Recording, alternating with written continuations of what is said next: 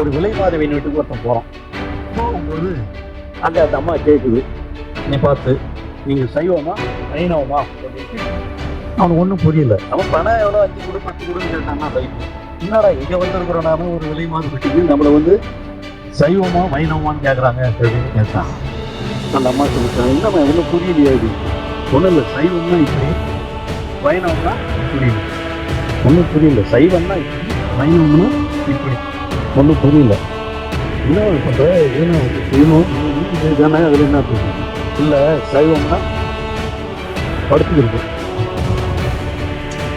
வைணவம்னா இன்னும்.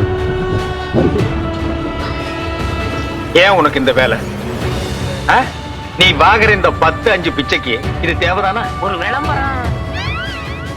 இது என்ன பிரமாதம்? இது விட பெசலைட் ஒண்ணு இருக்கு. கூவுடா. கலைஞர் மாதிரி பதில் சொல்ல முடியுமா? இன்னும் 2 மணி நேரம் பேசுறார் சட்டமன்றத்துல.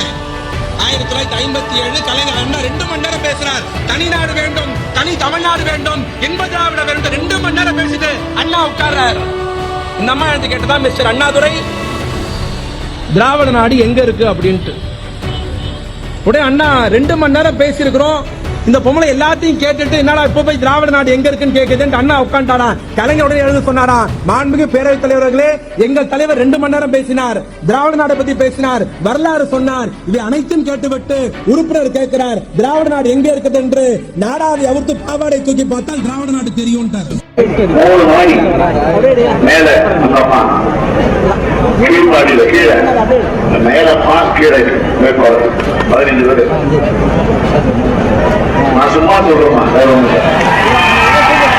நல்ல உறவில் ஆரோக்கியமாக பிறந்த சுகப்பிரசவத்தில் பிறந்த குழந்தை நம்முடைய தலைவர் ஸ்டாலின் என்றால், கள்ள உறவில் பிறந்த குறை பிரசவம் தான் எடப்பாடி பழனிசாமி. டிவிக்க பரதேசி ஊராம் படத்துல ஊர சுத்துற ஒக்கால மோடி நரேந்திர மோடி ஓடுமா? தான் சொந்த சொத்தை நாட்டுக்கு தந்த எங்கள் ராகுல் காந்தி வேண்டுமா? அமராதே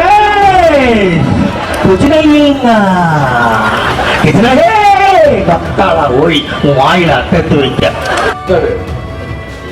கால் அப்படிதான் விழுந்து கண்டாரு. தேவத்தவர்களெல்லாம் உள்ள போட்டு ஒட்டுமே அந்த அம்மா கால்வழியும் கொண்டிருப்பாரு. ஒட்டுமே அந்த அம்மா கால்வழியும் கொண்டிருப்பாரு. இப்போ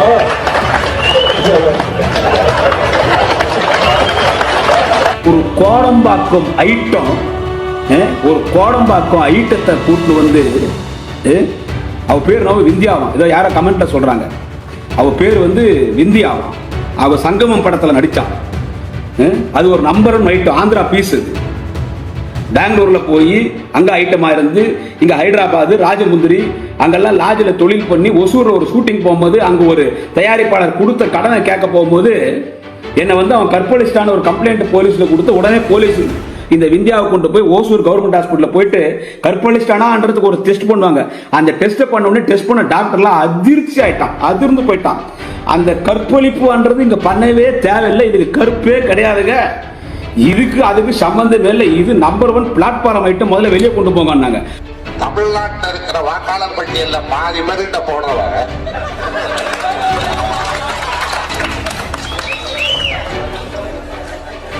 நான் கருணாநிதியை கேட்கிறேன்.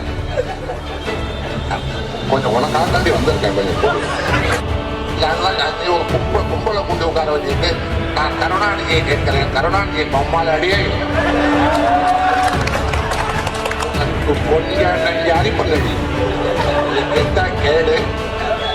கருணாநிதியை கேட்கிறேன். அதோட உள்ள பயம் சொல்ற கருணாநிதியும் ஸ்டாலினும் ராஜினாமா செய்து விட்டு வர வேண்டும். எங்கே வர வேண்டும்?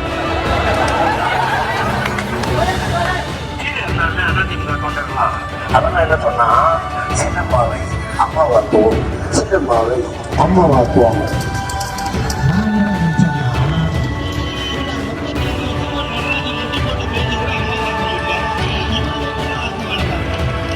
எனக்கு என்ன பிள்ளையா, எனக்கு என்ன பிள்ளையா, அது யார்கிட்ட கேட்கிறேன்?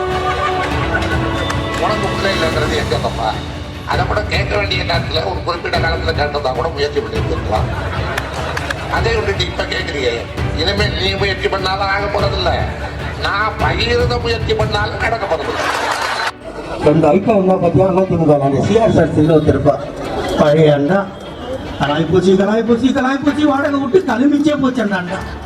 அந்த அண்ணா தான் காலையில் வந்து நிற்பான். எங்கள் அம்மாவுக்கு இப்போ தான் நான் தலை வரேன், பின்னல் வனம் கொண்ட போடுன்னு சொன்னாங்க. இட்லி சாப்பிட்டாங்க, சாம்பார் ஊற்றினேன், ஏண்டி சரசு பருப்பு மசீலன்னு கேட்டாங்க. இது அம்மா பருப்பு மசீலம்மான்னு சொன்னேன். சசிகலா சொல்லி போகிறேன். சசிகலா சொல்லுறேன்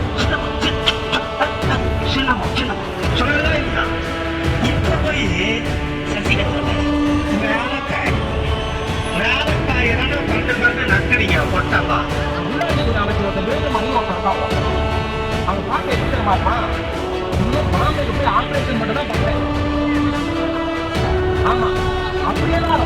உடனே நரேந்திர மோடி சொல்றான், ராகுல் காந்தி பப்பு அப்படின்னு என்னன்னு தெரியல. இப்போ இந்த ஒரு மாசமா அவரு ஊரெல்லாம் சுத்தம் பண்ண இப்போ